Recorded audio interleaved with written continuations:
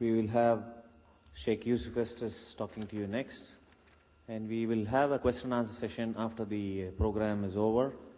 We're going to allot a substantial number of, substantial time for the Q&A, inshallah. Bismillah, alhamdulillah, wa salatu wa salam ala rasulullah wa ala alihi wa sahbihi ajma'in. Ashhadu an la ilaha illallah wa la sharika lah. Wa ashhadu anna Muhammadan abduhu wa rasuluhu ma ba'd. Assalamu alaikum. You still awake, huh? Okay. We didn't bore you to death yet, but we'll work on it, inshallah. My name is Yusuf. Can you say Yusuf? You say Yusuf. Yeah, very good. I wish you'd teach my wife. She keeps mispronouncing it.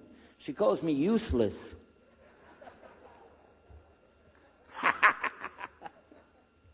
Alhamdulillah.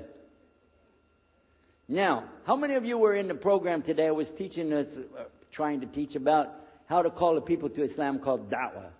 How many were there? Okay? All right. I just used an example what I was telling you about. Remember I was telling you when you introduce yourself to somebody, you got to get friendly with them. So I just used an example right there. Because this will disarm the people. This disarm them and make them relax a little bit. Because they're coming to you with things like, how come you Muslims has to kill all the people? What kind of question is that? How come you have to beat your wives? Why does your book tell you that you're the only ones going to go to paradise? So these kind of questions, when they come to you, what are you going to do? So the first thing, as we said in the program, and I hope, by the way, if you didn't join us today, join us tomorrow. Are we continuing tomorrow on the Dawah thing or no? Oh, okay. But when we're doing it, you look through the schedule. I'm not going to get into that, but just look through the schedule and join us for this whenever we're talking about the Dawah. Because part of giving Dawah is you. And if the people aren't buying it, they're not going to listen to what you got to say. So you got to soften them up a little bit. Got me? Okay, where are we? The subject tonight is the subject of priests and preachers entering Islam. And often people ask me, we heard about you used to be a priest or something and you came into Islam, so, tell us about it. We want to know, how does that happen? And it's not just Muslims who want to know. Non-Muslims would like to know the story too, because they feel like, you mean you didn't understand? I mean, you were a priest, you didn't understand about Jesus? Come on, man. So, it's a topic that I talk about a lot. The first thing I have to do is clarify a couple of points. I was not a priest. In the English, we use the word priest to mean somebody who is in the Catholic Church.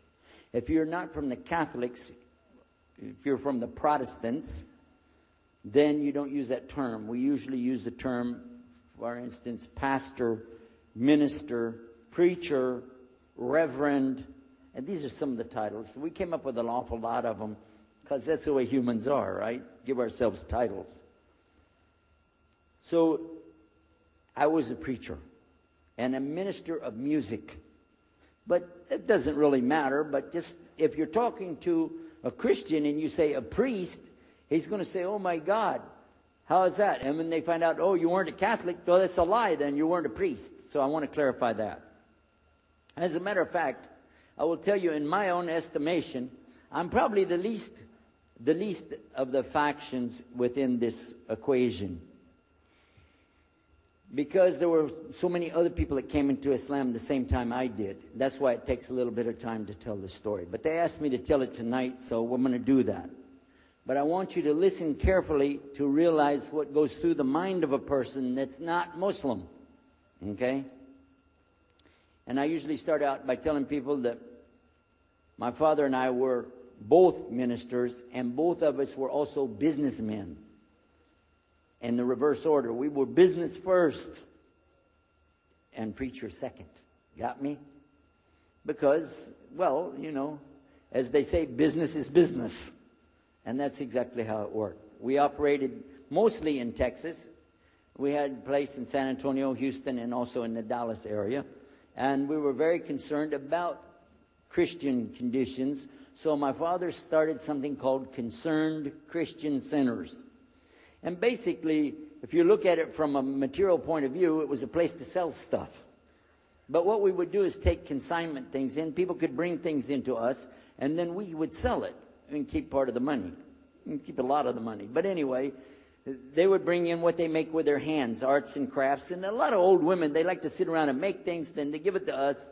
And this helps the church, which is called the church, and then it helps them as well. So it became like business and religion tied together, and that's very common in our country. At one point, my father told me, we're going to start doing business with a man from Egypt. Well, I said, well, oh, this is great. International. It sounds good. We can put this in our business card. We're international. He said, and this man is from Cairo, Egypt. And that's where, if you know, they have the Nile River. They have those big pyramids. They have the Sphinx, Abu Hul. You know, they got everything. I'm saying, oh, this is good. He said, and he's a Muslim. I'll never forget it. I've told the story many times, but it's just like it happened yesterday. I'm standing in between the kitchen, or in the dining room and the living room area. You know, like this when we're talking, and I just stopped like this. I said, what? A Muslim? No way. No way do I want anything to do with that. Dad, come on. You should know better than anybody. Because we were linked in with other preachers. My father supported people like Pat Robertson. Huh? You know him? Huh, Pat Robertson? And Oral Roberts. He's not very popular anymore, but he used to be real strong. And his ministry up in Tucson, Tulsa, Oklahoma. In addition to that, people like Benny Hinn, I don't know if you